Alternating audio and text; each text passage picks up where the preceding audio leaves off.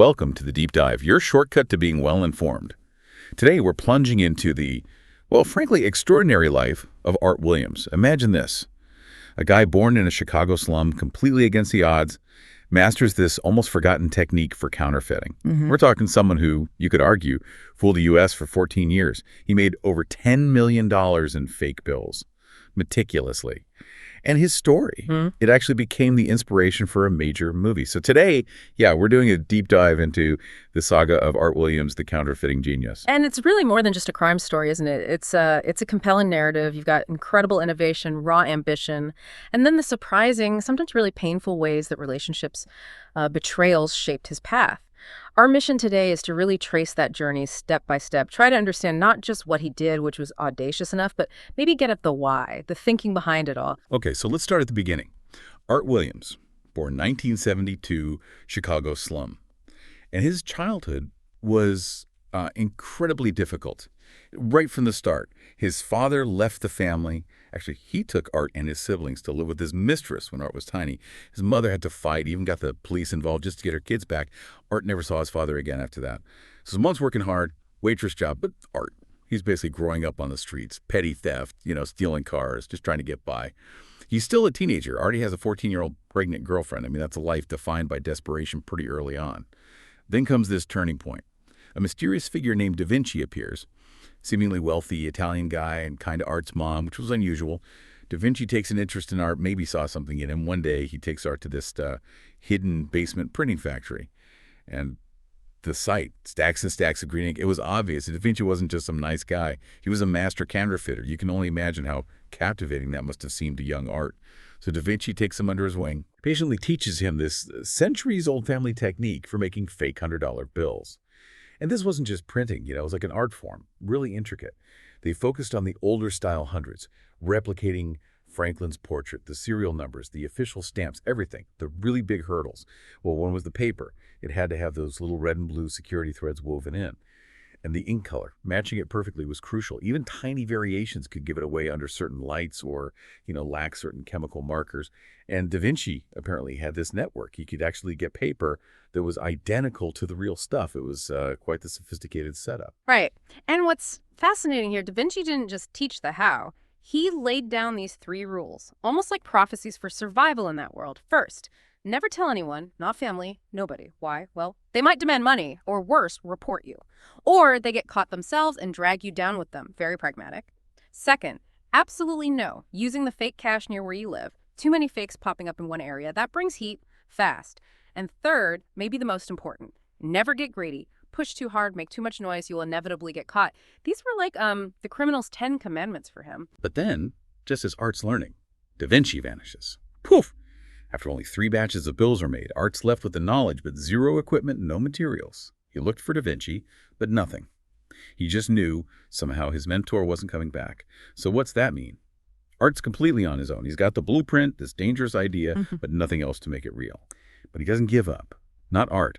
He rents his own basement, painstakingly starts gathering the gear, flatbed printer, digital printer, camera, computer, inks, chemicals, starts experimenting, and fails a lot at first, making these comical purple U.S. dollars, apparently, just total duds. But he keeps at it, like a, obsessed scientist in his lab, days and nights in that basement, just refining. Driven. It was an obsession with getting it perfect. It makes you think, what separates just a regular criminal from someone we might call a genius in their field, even a criminal one?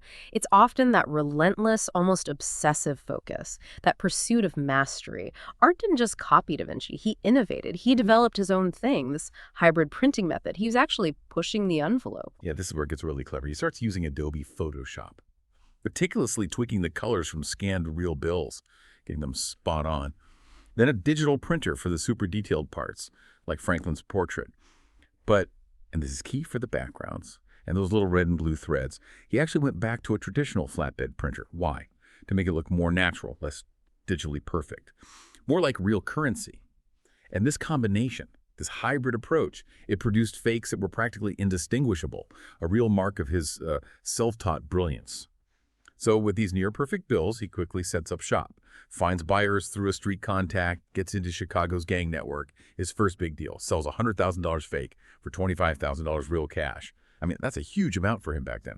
Business booms, client base grows fast, he even puts together his own crew. For a while, he's riding high, but as his professional life takes off, his personal life starts falling apart. His wife, remember the pregnant girlfriend from his youth? She finds out what he's doing, huge fights, explosive, and then, tragically, she cheats on him. To the cop, of all people. Art loses it. Consumed by rage, plans to go after the officer, hurt him. But his mother steps in, thankfully, stops him from doing something catastrophic. Mm-hmm. And this whole period, this turbulence, it seems like it was a real turning point for him internally. He starts seeing that this path, yeah, it brings money, but maybe it costs too much. Maybe it means he can never have a normal, happy life, real peace. That realization forces him to think about a big change. He's grappling with the consequences, the personal cost of his peculiar genius. So he makes a call. He quits, sells all the equipment, shuts down the whole operation, moves to Texas, looking for peace, a fresh start, Get away from Chicago. But old habits, maybe, or just lack of legit income. In 1996, he gets arrested for robbery, sentenced to 3 years in prison. Just goes to show, escaping your past. Rarely as simple as just moving house. Okay, so he gets out in early 99, and immediately he's hit with this major development, something that changes everything again. While he was inside, back in 96, the U.S. Treasury released its brand new, most secure $100 bill ever. For Art, this isn't just a hurdle. It ignites something in him, this conquest desire, he called it. He has to crack this new design. It pulls him right back into the game. It's like the ultimate challenge for him, artistically and technically. A new mountain to climb. And this new bill, it threw up 3 massive roadblocks. Okay, challenge number 1, the paper. People were more aware now. Those counterfeit detector pens were everywhere. You know the ones. Most paper has starch, so the pen's iodine ink turns dark on fakes, instantly flags it. He obviously couldn't just call a paper mill and ask for the secret formula for U.S. currency paper, right? That'd be insane. Then, totally by accident, he notices the pens don't react on yellow sticky notes. So, acting on this hunch, he orders printing paper from a stationery company. And unbelievably, the weight, identical to real bills. Just pure luck, or maybe keen observation paying off. Challenge number 2, that color-changing ink. The new hundreds had that 100 in the bottom right corner that shifts color, copper to green when you tilt it. Really hard to replicate with normal inks. Those special color-shifting inks, the ones with tiny microparticles, they're super controlled. Not available on the open market. So Art starts just looking around, observing everything. He sees a car with paint that changes color depending on the angle you view it from. He gets his hands on some of this automotive paint. Now, it wasn't exactly the same as the currency ink, but it did the trick. It gave that crucial color-shifting effect, that reflective quality. Enough to fool most people checking quickly. Another brilliant sort of sideways solution. Okay, challenge number 3, the watermark. This was maybe the toughest one. That faint, hidden portrait of Ben Franklin on the right side, only visible when you hold the bill up to the light. Art was totally stuck on this, wrestling with it night after night. Almost gave up, apparently. It seemed impossible. And then he has a dream. A dream, huh? Sounds almost mythical. But when you think about how intensely he was focused on this problem, day and night, maybe it wasn't a miracle so much as his subconscious finally piecing it together. You know that saying, what you constantly think about, the answer will appear? Extreme focus can do strange things. He certainly saw it as a miracle. In the dream, he pictured taking a thin piece of paper, printing Franklin's portrait on it very faintly, and then sandwiching it between 2 other sheets of paper. Mm-hmm. So when you hold it up to the light, bang, the hidden watermark appears. He wakes up, tries it immediately, and it works perfectly. Even the final weight of this 3-layer creation felt exactly like a real bill. Art described this moment later. He said it felt like creating real art. A joy, a sense of achievement so intense, he said, even sexual climax couldn't compare. Wow. He felt like he accidentally discovered how real money was made. A true artistic high for him. So absolutely buzzing from this breakthrough, this artistic win, he goes straight back to Chicago, gets the old team back together, resumes the counterfeiting business. They start traveling across the U.S., hitting big shopping centers systematically. Art would scout the places. His new wife, Natalie, would disguise herself, go in and expertly pass the fake bills, often targeting older cashiers or ones who looked distracted. They lived large. Shopping sprees, basically laundering the money by getting real change back from their fake hundreds. In just 2 years, they passed something like over $5 million in fake currency. Think about that back then. That was freedom money. And for 14 years total, he'd avoided capture. And this really highlights how carefully he'd followed Da Vinci's rules for so long, doesn't it? Evading the FBI for that long. It wasn't luck, it was discipline, applying those rules religiously. But, as often happens, the biggest danger didn't come from the cops or some technical flaw. It came from somewhere much closer to home. Yeah, this is where the story takes a truly unbelievable, almost soap opera twist. It's 2002. Art's watching TV, some cheesy movie about a father-son reunion, and it hits him hard. He gets choked up, suddenly overcome with this longing to see his own father, the one who abandoned him all those years ago. On impulse, he buys a plane ticket, flies to meet him. And in this moment of just raw, emotional vulnerability, he confesses everything.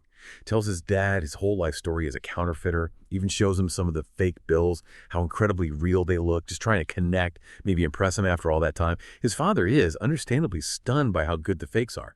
But then, he makes a catastrophic mistake. He gets all excited, tells his second wife Art's secret. And the irony, this is the same woman, the mistress, who broke up his family decades before. Unbelievable. She then gossips about it to her friends, a couple.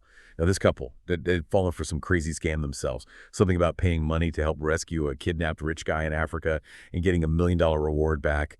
Totally outlandish. So Art's dad, trying to be helpful, maybe show off, gives this couple thousands of dollars of Art's fake bills. Tells him to go spend it at the mall to prove how real it is. Oh no, that just blatantly violates Da Vinci's second rule, doesn't it? Never use the fakes in your own backyard, basically. And these friends, they had zero experience passing counterfeit money. They wouldn't know how to act, how to avoid suspicion. It was just a recipe for disaster, practically guaranteed to blow up Art's whole world. You have to wonder, was it the father's foolishness or Art's own lapse in judgment sharing his secret in the first place? Probably a bit of both, sadly. And disaster struck, just like you'd expect. A sharp cashier at a local mall spots the couple. They're acting nervous, suspicious, calls the police. Under questioning, the couple folds immediately, points the finger straight at Art. And just like that, the untouchable counterfeiting genius. Arrested, sentenced to another 3 years. He got out in 2005. Now, if you thought that was bad, wait till you hear this next part. It gets even more unbelievable. Art gets out in 2005. People are apparently flooding him with offers, big money, wanting him to teach them his counterfeiting secrets. But he refuses, flat out. Says the only person he wants to pass his skills on to is his own son, Art Jr., from his first marriage. A legacy thing, maybe? And then the ultimate betrayal. His own son, Art Jr., after some argument they had, reports his father to the authorities, turns him in. It's just, wow. You see this pattern again, don't you? Art himself even said it later. He claimed he wasn't caught because his bills weren't good enough. He said he was caught because of love. First, his wife's betrayal, then his father's mistake fueled by perhaps misguided affection, and finally his own son. These emotional ties, these connections, they consistently proved to be his downfall, a vulnerability no amount of technical skill could protect against. Exactly. So in 2006, Art gets sentenced again, this time 7 years. He finally walks free in 2013. But this time felt different. It really seemed like a definitive turning point. Art, finally out from under the shadow of his past, starts channeling all that talent, that precision, that artistic eye into legitimate work. He takes up painting, fashion design, opens his own art gallery, launches a clothing brand. He even writes his autobiography, The 32 Steps to Counterfeiting Genius, which, as we mentioned, inspired that movie, Project Gutenberg. Quite a transformation from criminal mastermind to creative entrepreneur. So after diving into this incredible journey, what does Art Williams' story really mean for us listening today? It's a wild ride, isn't it? Almost unbelievable. A testament to raw talent, sure, and incredible ingenuity, but it also holds some really powerful, maybe hard-won lessons about ambition, secrets, and human connection. Yeah, I think this deep dive leaves us with maybe 3 key takeaways, things that really stand out beyond just the story itself. 1, the power of just sticking with it, that focused persistence. Art's journey from making purple dollars to near-perfect bills shows how mastery, even illicit mastery, comes from relentless trial and error. That idea that if you obsess over a problem, the solution can pop up unexpectedly. 2, the danger of sharing secrets, especially life-altering ones. His story is a stark warning about being incredibly careful who you trust, because misplaced trust cost him his freedom, repeatedly. 3, how unpredictable your support system can be. Sometimes the biggest roadblocks, the pig-headed teammates, as maybe Da Vinci might have called them, aren't your enemies. They're the people closest to you, family, friends, acting out of love or spite or just plain foolishness. It's such a paradox, his life. High-stakes crime, undeniable creative brilliance, and these deeply affecting, often painful personal ties. It really makes you wonder, doesn't it?